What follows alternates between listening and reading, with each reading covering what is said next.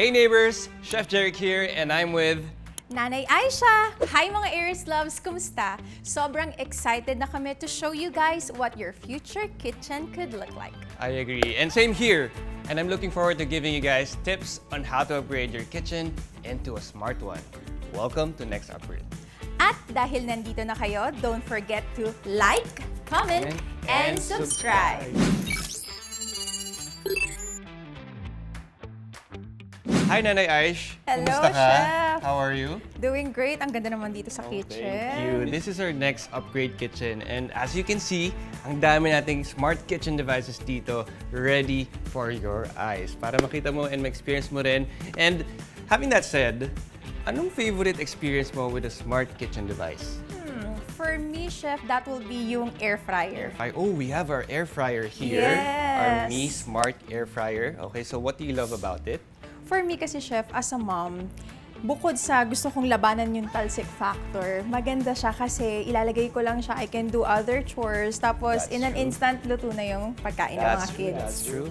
How about you, Chef?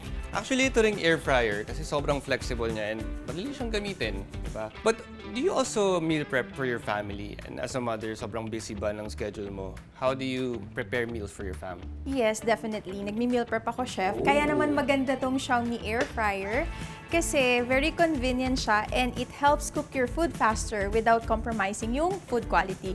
Kaya naman sa umaga, gustong-gusto ko siya as a busy working mom. Mas madali sa akin makapagluto ng mga meals for my children and also, yun nga, madali lang siyang gamitin. Yeah, and while you're preparing stuff for your kids, nandyan lang siya, nagluluto na siya kaagad, di ba? True. It's also easy to use kasi halos naman lahat ng recipes pwede mong maluto using an air fryer.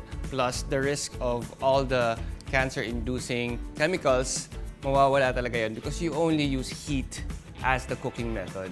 Taray, naalala ko tuloy, Chef, yung very first time na na-experience ko magamit yung Mi Air Fryer. Na-amaze ako kasi nakukonect na siya sa phone. Ah, yeah. Tapos, di ba yung sa traditional way ng pagpiprito, tumatalsik yung Yeah. mantika. Nagulat ako pagpasok mo na nung pork, paglabas niya, fried liempo. Bagnet na siya. Bagnet na siya. Crispy na, no? Yes. Yes, and compared nga sa mga older versions ng air fryer, yung smart air fryer natin ngayon has a lot of settings that you can actually use for different purposes.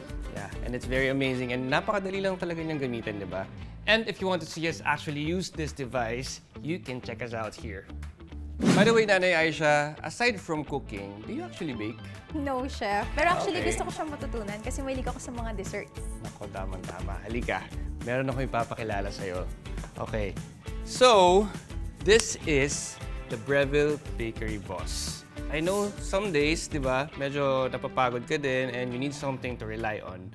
And this big guy right here can do all the job for you. Especially sa baking, di ba? Ang daming halo-halong ganap dito, di ba? And ang dami niyang functions, hindi ka talaga mapapagod. Conserve mo na lang yung energy mo sa ibang bagay. So, Right? beginner-friendly din ba siya, Chef? Yes, oo. Meron siyang easy functions here. Meron siyang pang-whipping, beating, kneading, and a lot of functions that you can actually do for baking. That's Yes. nice. And all metal siya, so you don't have to worry about breaking it down.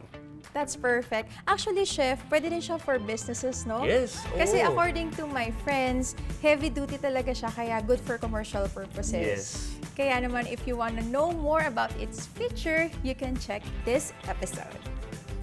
So ba, Chef, balita ko, you use a lot of heavy-duty appliances. Ano bang mare-recommend mo for moms like me na gustong mag-upgrade ng kanilang kitchen? Nako, tama-tama yung question mo. I have something for you. Come here. Yes, this is the Breville Smart Oven Pro.